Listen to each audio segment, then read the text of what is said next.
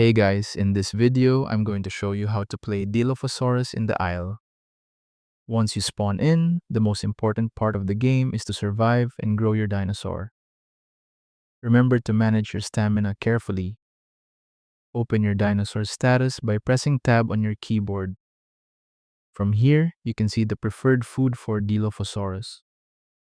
Since there's no map available in-game, click the asset location shown in this tab. Then open your browser and search for islemaps.com. Here, you can paste your coordinates to see where you spawned.